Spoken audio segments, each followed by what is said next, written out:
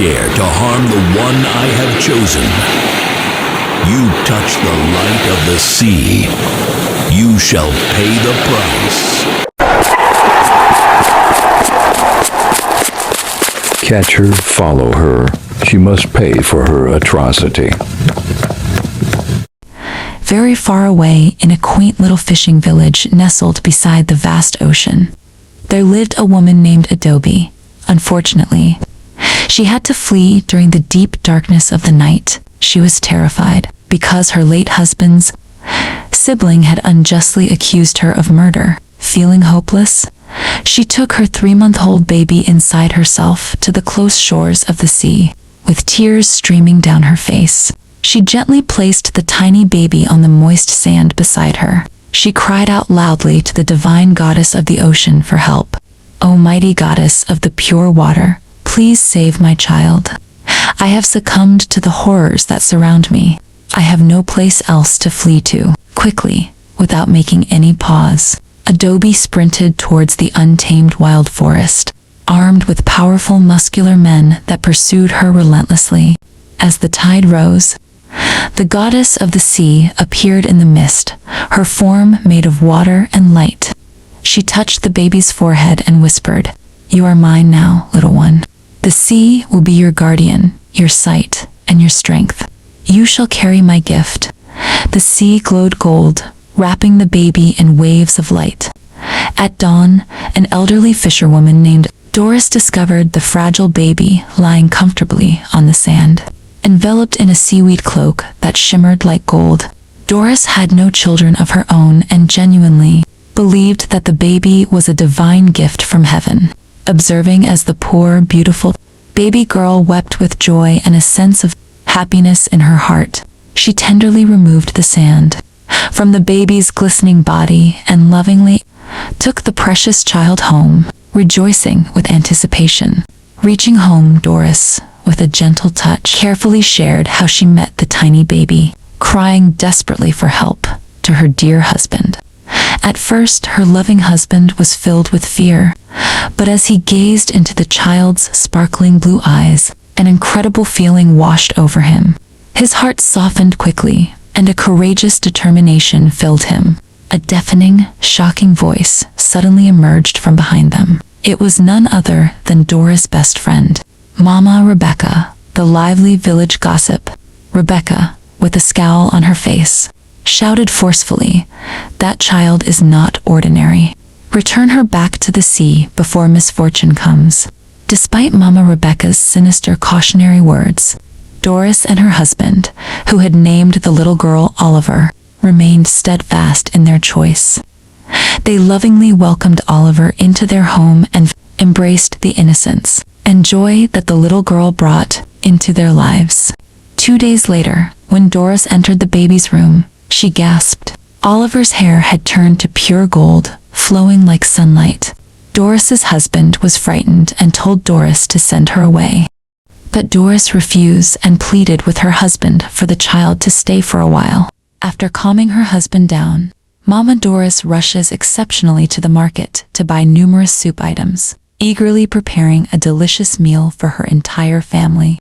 Surprised and amazed, she meets Mama Rebecca, calling her loudly with urgency. Wait. I hear all of that happening this morning. The water baby you brought home just turned into a sea python and swallowed up all your precious husband's money and disappeared to God's nowhere."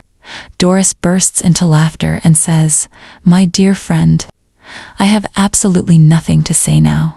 Come and see for yourself at home later," replies Mama Rebecca, with a tone of assurance. "Yes, I'm coming right now.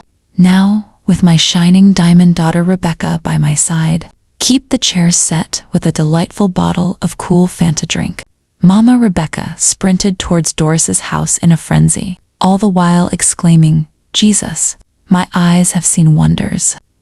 This child is surely not human. Can one believe the age of this baby with such long golden hair?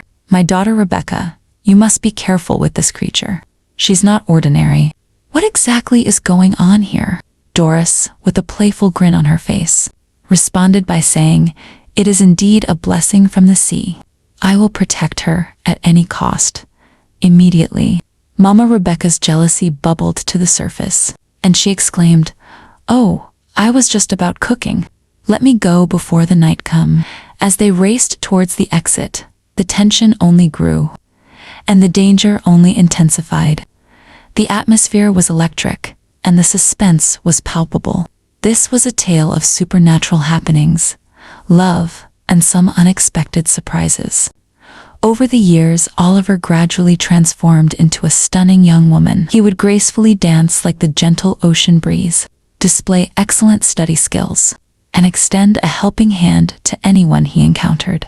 Individuals would often smile in her presence, as if she held some sort of magical power.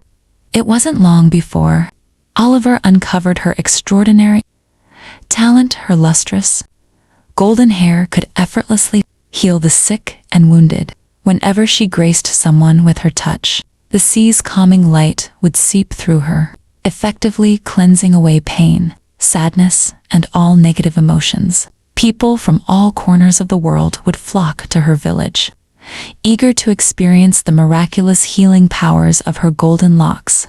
As the young woman continued to spread her goodness and healing throughout the world, her once humble village blossomed into a bustling city adorned with a myriad of healing shrines and offerings. However, Oliver's friend Rebecca, filled with deep jealousy, could not bear it. She genuinely envied the love and affection that Oliver received. In Rebecca's heart, she uttered the words, "What exactly is making everybody loving this ugly girl called Oliver? I believe I should do something vital before I end up becoming part of the leftovers in this village." Rebecca returned home with a quick step and eagerly approached her mother. She whispered to her mother, "I am in pain. I just cannot believe that people always seem to be fine with Oliver while I am the one who is constantly rejected. It's really frustrating. Oliver always seemed to be the best. It seemed that everybody always had some issue with me. What should I do now?" Rebecca's mother stood up louder and said, "Oliver is indeed using your destiny. Stop making friend with her. I hate that ugly girl Oliver and her mother Doris. See, my dear daughter, Oliver is not Doris' child. Doris picked her from the ocean. She must die and go back to where she came from. And let me tell you, the golden long hair Oliver has is the powers. Ask her to tell you more about her powers." That very same night when Doris was falling asleep, she had a terrifying dream involving Oliver and Rebecca's friendship. In the morning, Doris called her daughter, Oliver, and cautioned her to be extremely careful with Rebecca because something strange was happening between them. One calm evening when the tide was low and the moon bright, the two friends sat near the water, talking as they always did. The waves shimmered gold under the moonlight, as if the sea itself bowed to Oliver. Rebecca finally asked, "Oliver, why does the sea always love you? Why do good things follow you wherever you go?" Oliver hesitated, then smiled softly, and said, "Rebecca, I think we are both blessed by the sea." Rebecca's face was calm, but her mind burned with envy and greed. That night, she couldn't sleep. She kept thinking of Oliver's words. "If I had that golden hair," she thought, "I would be the lucky one. People would love me instead." The next morning, she went to her lover, James, a man who dreamed only of riches and power. "If we cut her hair," Rebecca whispered, "the power will come to us." The goddess blessed her through it.